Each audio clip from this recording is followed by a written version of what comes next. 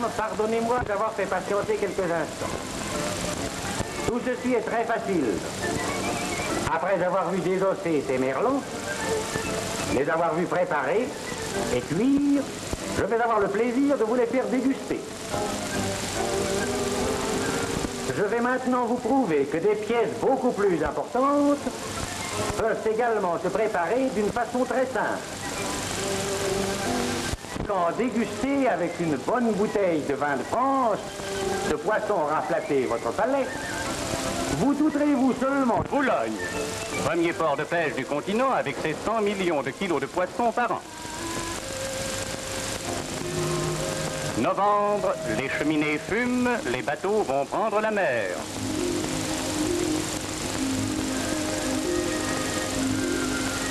La diversité et le nombre des engins utilisés par les pêcheurs nécessitent l'existence de plusieurs briques. Voici les ateliers de Boulogne des établissements Bessonneau, la très importante firme qui occupe dans ses usines d'Angers pour la fabrication de tous les articles de filets de chalut, corderie, tissage en tout textile, câbles métalliques, plus de 6000 ouvriers. Les apprentis garnissent les navettes de fil en fibre de manille de première qualité. Pour le montage d'un chalut, les pièces de forme spéciale sont lacées à la main par des ouvrières entraînées qui devront assurer un laçage très serré.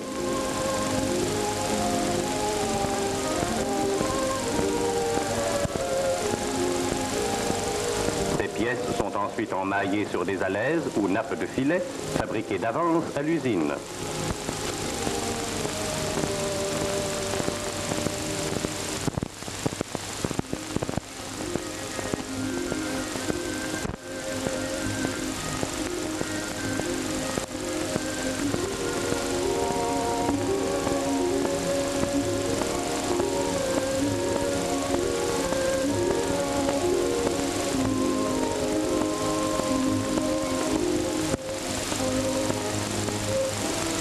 D'anciens marins-pêcheurs les cousent à la navette sur les ralingues en filins de manille et sur les bourrelets en câbles métalliques qui assureront le maintien en forme et le traînage du chalut.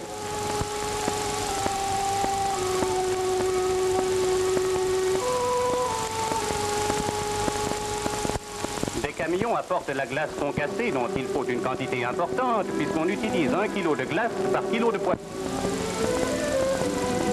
Les caisses vides sont rangées à fond de cale. Sitôt pêché, on y emballera le poisson qui parviendra ainsi sans manipulation au consommateur. La sirène jette son premier appel. Mais avant le départ, maman apporte à son fieu le chocolat qui fera oublier la tristesse de la séparation. Il faut partir. Et ce n'est plus un enfant, mais un vrai loup de mer qui va rejoindre son camarade.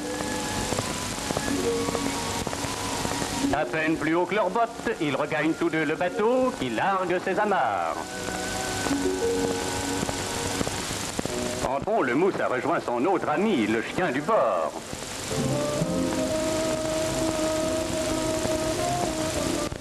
C'est l'heure de la manœuvre dans le port.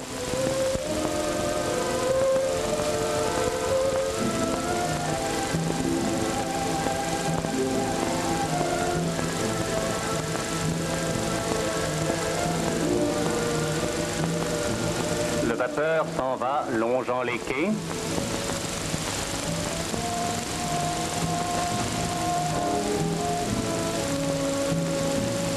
Tournés vers la croix, les hommes de l'équipage se découvrent et disent leur pater.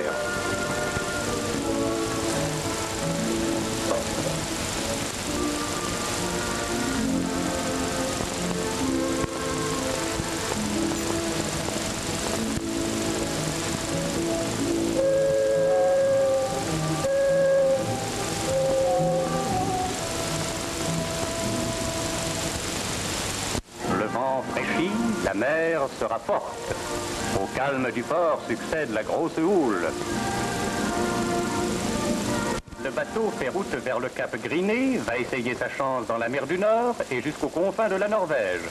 D'autres fois, il se dirigera vers l'ouest. Le chalut est un filet traînant qui capture les poissons de toutes sortes. On imagine une poche profonde de 50 mètres dont la face inférieure traîne sur le fond ses mailles de gros fils.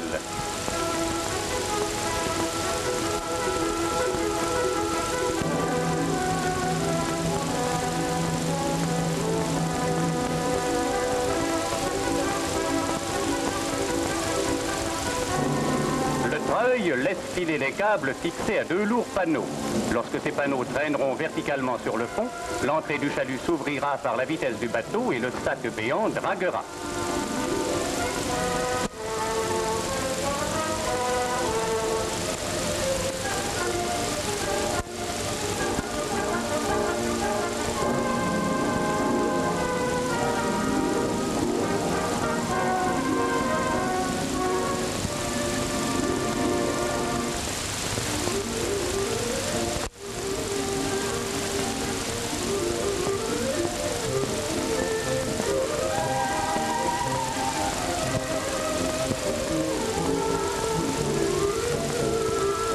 La pêche est si abondante qu'il faut pour l'embarquer la répartir en plusieurs poches.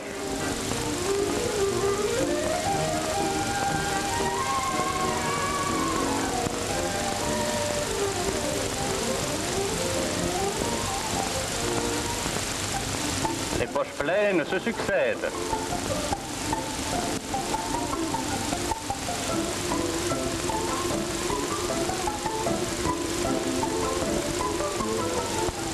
Un matelot lâche chaque fois le cul du chalut et le poisson tombe sur le pont tel une manne bienfaisante.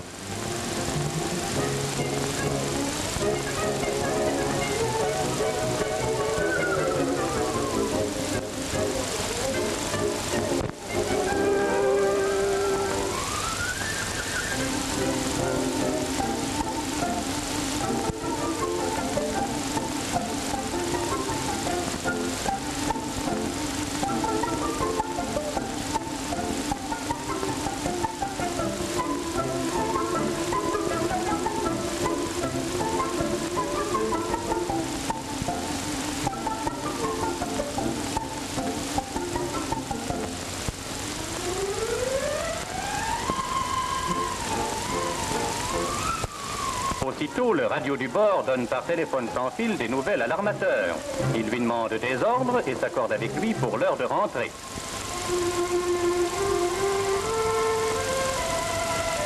Ainsi, par-dessus l'immensité, convulsée ou calme, s'établit un dialogue du navire au port.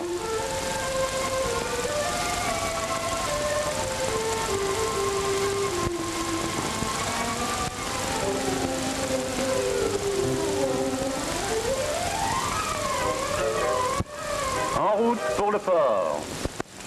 Vient prendre sa place à quai.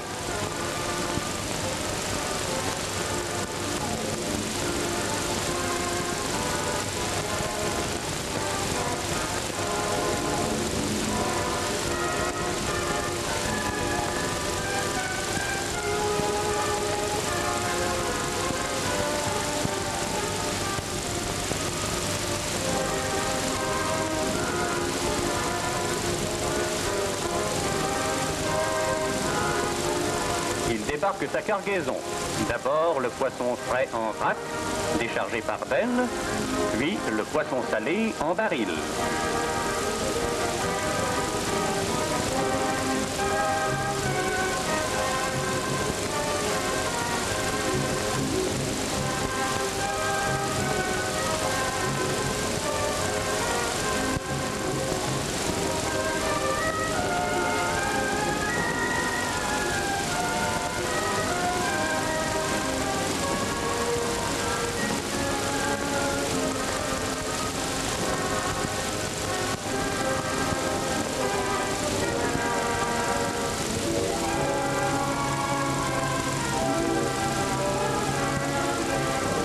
Voici les caisses d'origine.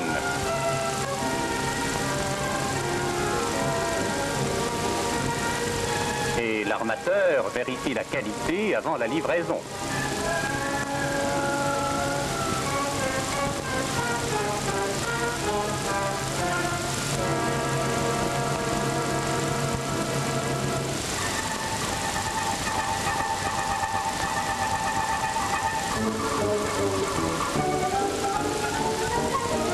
Du port au marché.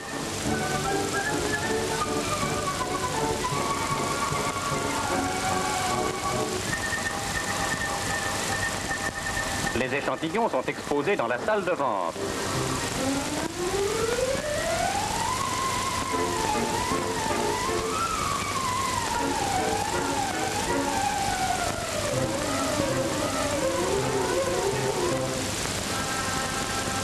Les pêches sont inscrites sur les tableaux.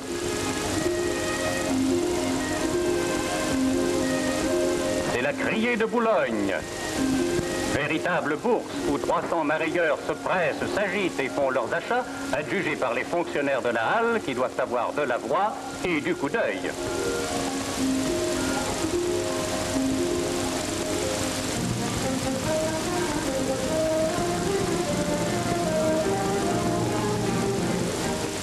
Un lot est enlevé à un prix avantageux. Tous veulent avoir leur part de l'occasion et c'est une petite bagarre, non dépourvue de pittoresque. Aussitôt les ventes faites, la livraison s'opère rapidement. Et toujours à vitesse accélérée, la marchandise est portée chez le mareyeur, préparée, emballée, glacée.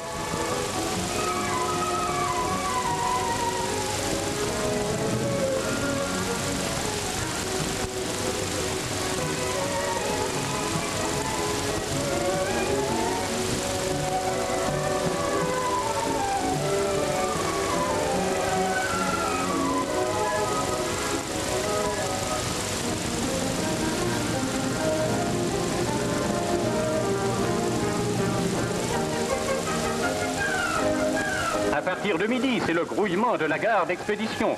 Camions et voitures se disputent les places à quai. Les employés des mareyeurs portent les colis innombrables aux wagons isothermes, affectés chacun à une destination différente. 10 trains quitteront Boulogne dans l'espace de quelques heures.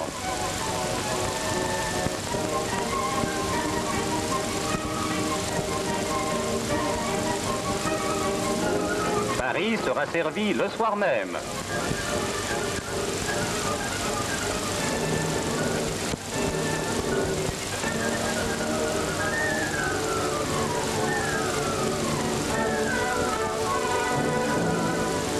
Le lendemain ou le surlendemain, les coins les plus éloignés de France recevront le poisson boulonnais.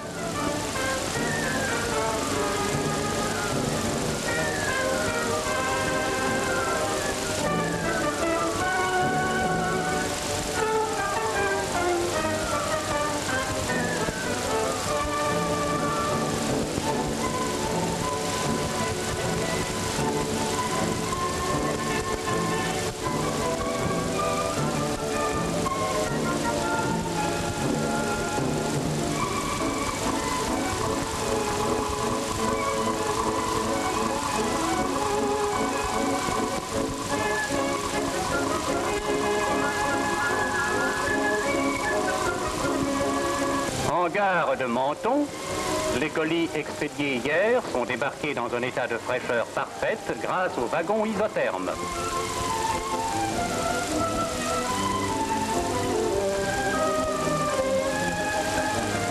Revenons au port. C'est l'époque de l'abondance. L'animation continue à régner et pendant ce temps, les ateliers travaillent à conserver le poisson qui n'a pas été expédié. Le hareng livré du bord est transporté au magasin.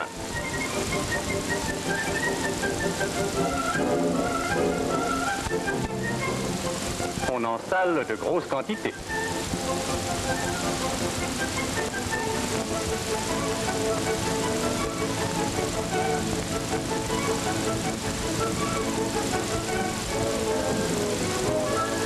Ce hareng salé est ensuite arrimé et emballé dans de petits tonneaux que l'on expédie aux épiciers dans les campagnes les plus reculées.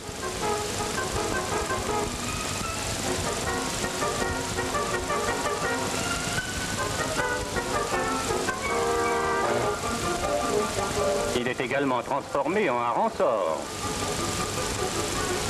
Un lavage en eau courante le dessale suffisamment.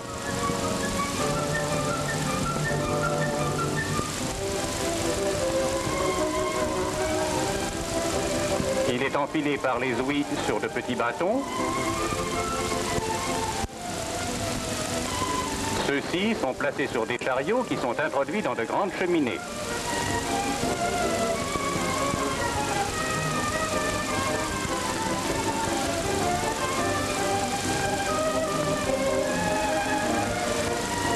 Une fumée fumée abondante est produite par du bois et des sciures de hêtre, de chêne et d'aulne.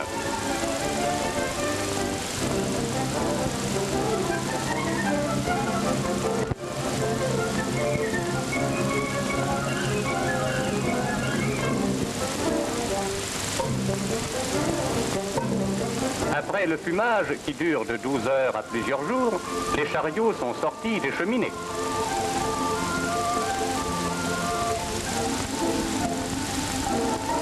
Et le hareng est mis en caisse.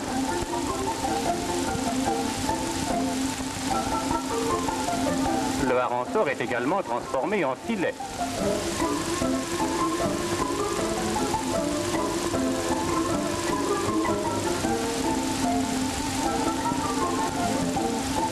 Boulogne est un grand centre d'usines de conserve qui sont installées d'une façon tout à fait moderne. On y met en boîte des filets de hareng-sort à l'huile. On y prépare des harengs et des maquereaux au vin blanc et à la tomate.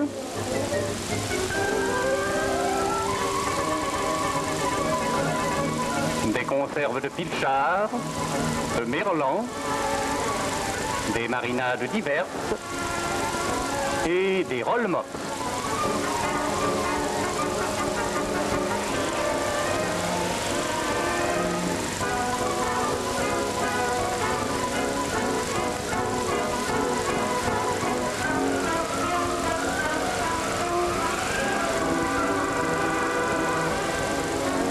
Après sertissage, les boîtes sont passées à l'autoclave pour stérilisation. Au large,